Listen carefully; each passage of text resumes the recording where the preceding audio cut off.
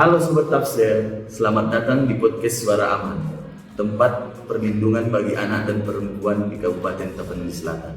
Hari ini saya ditemani narasumber kita bernama Kak Himma dari Dinas Pemberdayaan Perempuan dan Perlindungan Anak Kabupaten Tapanuli Selatan.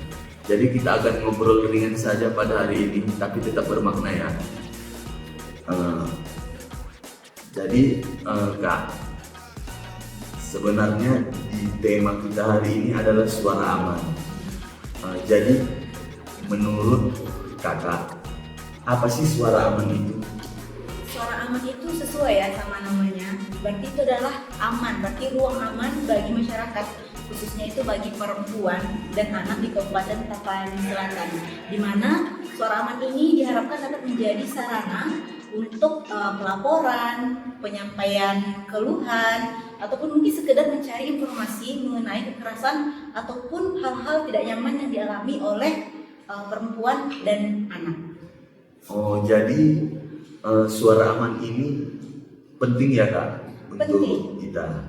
Iya penting, karena sampai saat ini masih ada stigma bahwa korban itu dianggapnya itu buruk kayak gitu. Padahal kan korban itu harusnya adalah orang yang kita lindungi, itu orang-orang yang harusnya mendapatkan tempat aman saat dia sudah sudah mengalami hal tidak nyaman ya, tidak menyenangkan. Harusnya kan dia mendapatkan tempat aman di mana dia bisa mendapat pelaporan dan juga penanganan atau mengenai ketidaknyamanan yang udah dialaminya, misalnya pelecehan seperti itu. Oh. Hal-hal yang bisa dilakukan itu mungkin yang bisa kita Terus Kak, jadi di masyarakat Tafsir ini gimana sih cara masyarakat itu untuk mengakses suara aman ini? Cara mengaksesnya tentu yang pertama bisa datang langsung ke Dinas PPPA Tapsel, Ya. Bisa juga melalui hotline-nya Dinas PPPA, bisa juga melalui pengaduan ke perangkat desa ataupun perangkat kelurahan, atau datang langsung ke UPTD Dinas Pemberdayaan Perempuan dan Perlindungan Anak. Oh, jadi saat korban ada yang mengadu, layanan apa saja yang diberikan oleh Dinas Pemberdayaan Perempuan dan Perlindungan Anak Kabupaten Tapanuli Selatan ini? Tentunya itu pertama itu adalah sebagai memberikan layanan pengaduan, di mana si korban itu bisa mengadukan apa yang dialaminya. Selanjutnya itu adalah pemberian intervensi, contohnya adalah konseling psikologis, bisa juga pendampingan medis, bantuan hukum, dan juga bisa dirujuk ke pihak lain yang untuk membantu si kasusnya ini atau hal yang tidak nyaman yang dirasakannya ini. Dan semua bantuan ini tuh gratis, tidak dipungut biaya, dan juga dijaga kerahasiaan dari si korban. Jadi ketika korban membuat laporan kepada Dinas Pemberdayaan Perempuan dan Perlindungan Anak, apa sih langkah dari Dinas Pemberdayaan Perempuan dan Perlindungan Anak? Apa saja langkah awalnya yang dilakukan oleh dinas? Tentu langkah awalnya itu dilakukan asesmen awal dulu ya. Tujuannya itu agar kita tahu sebenarnya kondisi si korban ini tuh seperti apa, bagaimana. Dengan mengetahui kondisi si korban, nanti kita akan tahu intervensi apa yang bisa diberikan kepada si korban, bantuan apa yang bisa kita berikan kepada si korban, seperti yang tadi disebutkan. Apakah butuh medisnya, psikologisnya, atau mungkin bantuan hukum seperti itu. Oh, jadi kan di masyarakat Kabupaten Tapanuli Selatan ini sangat luas dan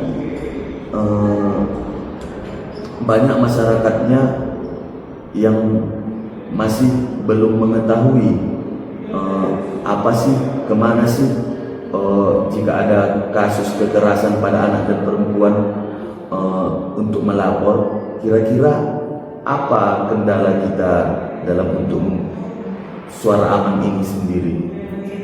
Tentu kendalanya itu karena stigma yang tadi seperti disebutkan, stigma bahwa korban itu buruk itu masih banyak. Jadi apalagi kita kan di Tafsir ini orang Batak pasti kekeluargaan, nanti kalau kita melaporkan takut keluarganya jadi kebawa jelek, yang banget korban. Harusnya si pelaku yang merasa malu. Tapi hal itu masih ada sampai sekarang, merasa malu menjadi korban. Padahal untuk melapor, mendapatkan penanganan itu kan hak si si korban. Jadi karena adanya tadi itu kebiasaan untuk karena masih ada stigma jelek sehingga si korban malu, jadi itu diam. Jadi itu memang tantangan yang paling besar. Jadi untuk menangani tantangan ini mungkin hal awal yang paling bisa dilakukan itu harus sosialisasi kepada masyarakat mengenai suara aman ini dan juga mengenai agar si korban ini, agar masyarakat ini juga tidak membuat si korban itu adalah sebagai sesuatu yang memalukan. Jadi Dinas PPPA dan Kabupaten Tapanuli Selatan ini perlu lebih banyak lagi untuk mensosialisasikan ya Kak ya.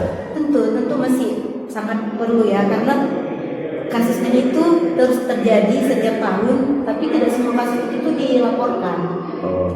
Jadi ini, kalau misalnya ada masyarakat Tapanuli Selatan yang masih curiga ataupun ragu tentang kekerasan ini, boleh nggak sih Kak untuk melapor ke Dinas Pemberdayaan Perempuan dan Perlindungan Anak ini? Tentu sangat boleh ya, karena kecurigaan itu kan udah indikasi awal. Gak mungkin ada orang curiga kalau tidak ada hal yang ini kan yang men-triggernya sampai si seorang ini itu curiga. Jadi dengan melaporkan, meskipun kita hanya curiga, itu sudah menjadi langkah pencegahan. Kan lebih baik mencegah dibandingkan mengobati kan. Ya. Nah, jadi kalau memang kecurigaan ini tidak benar ya bagus dong, berarti tidak terjadi kekerasan kan. Tapi bagaimana kalau curiga dan tidak dilaporkan, malah terjadi, malah adanya korban, kan kasihan si korban. Jadi mending kalau memang ada kecurigaan, laporkan saja. Jadi untuk podcast ringan kita Suara Aman ini, apa sih Kak harapannya untuk ke depan? Harapannya podcast Suara Aman ini tuh menjadi sarana untuk agar masyarakat itu lebih berani untuk melaporkan apa ketidaknyamanan yang dirasakannya, seperti pelecehan tadi itu atau seperti kekerasan. Bisa juga menjadi lebih menjadi ruang lingkup untuk agar si anak dan si perempuan ini tuh lebih merasa aman, merasa didengar suaranya. Jadi terima kasih banyak Kak. Semoga suara aman kita ini semakin dekat dan bermanfaat untuk masyarakat luas, terutama di Kabupaten Tapanuli Selatan. Jadi terima kasih atas waktunya Kak. Jadi kita akhiri untuk podcast hari ini. Assalamualaikum warahmatullahi wabarakatuh.